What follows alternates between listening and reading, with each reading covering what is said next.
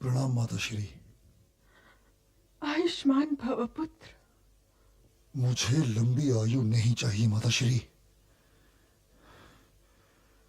मुझे विजय चाहिए। विजय? विजय तो मेरे पास नहीं है पुत्र। क्या आप जानती हैं माताश्री कि अब आप कितने पुत्रों की माता रह गई हैं?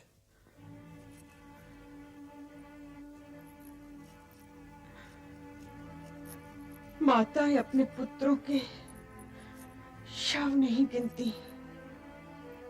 अब आप केवल 2 पुत्रों की माता रह गई हैं। तो जो आशीर्वाद मैं दे रही हूं पुत्र, वो आशीर्वाद ले लो। और जो आशीर्वाद मैं दे नहीं सकती, उस आशीर्वाद को लेने की हट छोड़ो। हे पुत्र, यदि हस्तिनापुर है तो हम सब हैं, और यदि हस्तिनापुर नहीं है तो हम में से कोई भी नहीं है। इसलिए पुत्र, हस्तिनापुर के विषय में सोचना सीखो,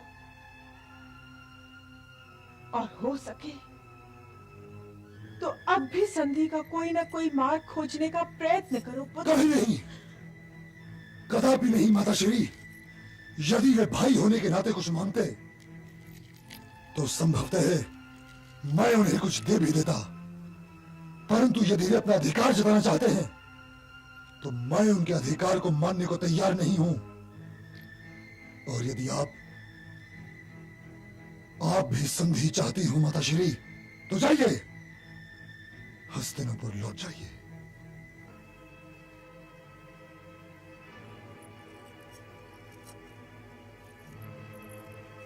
नहीं पुत्र, अब तो मैं युद्ध के अंत तक यहीं रहूंगी।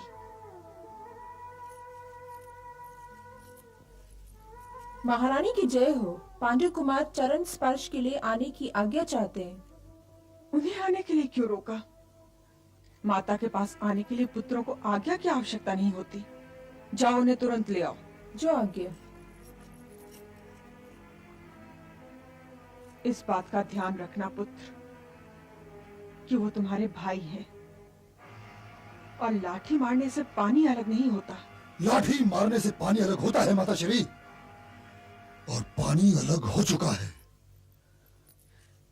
युधिष्ठिर तुम्हारा ज्येष्ठ भ्राता है, उसे प्रणाम करना। हाँ।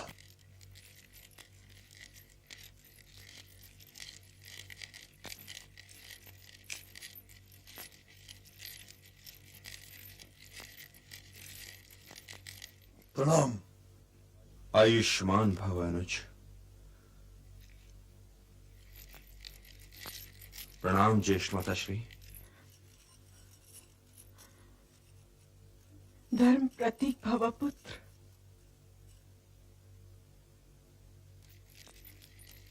प्रणाम ज्येष्ठ माताश्री। आयुष्मान भव।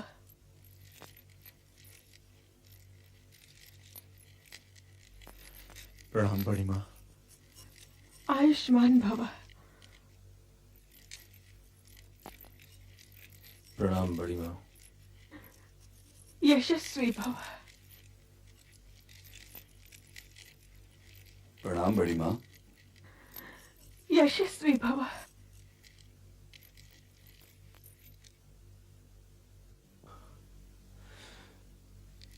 हम अपने 98 भाइयों और आपके पुत्र अभिमन्यु की मृत्यु पर शोक प्रकट करने आए हैं ज्येष्ठ माताश्री। मेरे और दुशासन के पुत्रों की मृत्यु पर भी शोक प्रकट कर लीजिए ज्येष्ठ भ्राताश्री,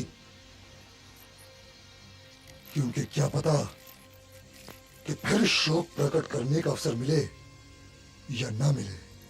और ध्यान रहे कि युद्ध अभी समाप्त नहीं हुआ है। जब तक मेरी प्रतिज्ञा पूरी ना हो जाए तब तक युद्ध समाप्त हो भी नहीं सकता दुर्योधन, और पांचाली के खुले हुए केश तब तक युद्ध को समाप्त होने भी नहीं देंगे। प्रिय भीम, क्षमा चाहता हूं ज्येष्ठ माताश्री, किंतु मैं क्या करूं? दुर्योधन और दुशासन में से जब भी कोई सामने पड़ जाता है तो मुझे वो हस्तिनापुर राज्यसभा का अश्लील दृश्य याद आ जाता है। अपने क्रोध को जीतने का यत्न करो अनुज भीम। नहीं भ्राताश्री, नहीं। धर्म युद्ध में क्रोध भी एक शक्तिशाली शस्त्र है, और हम में से कोई भी कुछ भी भूलने को तैयार नहीं है। क्या ये भूलने की बात है कि मेरे पितामह मेरे वाणों की शैया पर लेटे हुए हैं? क्या ये भूलने की बात है कि भ्राता दुर्योधन के कारण हमें अपने 98 भाइयों का वध करना पड़ा? क्या मैं ये भूल जाऊं कि 7 मारुतियों ने मिलकर मेरे निहत्थे और घायल पुत्र को घेर कर मार डाला? भूलने की बात तो ये भी नहीं है प्रिय अनुज कि क्षत्रिय इतिहास में तुम ही ऐसे 5 क्षत्रिय हो जिन्होंने अपनी पंचायती पत्नी को दांव पर लगाया था। यदि ज्येष्ठ माताश्री सामने न होती भ्राता दुर्योधन, तो ये कहने पर मैं तुम्हारी जीवा खींच के तुम्हारे गले में लपेट देता। नकुल, अपनी इस असभ्यता के लिए ज्येष्ठ माताश्री और भ्राता दुर्योधन से क्षमा मांगो। ज्येष्ठ माताश्री से तो मैं कुछ भी मांग लूंगा, लेकिन इनसे कुछ नहीं मांगूंगा। न क्षमा न आशीर्वाद।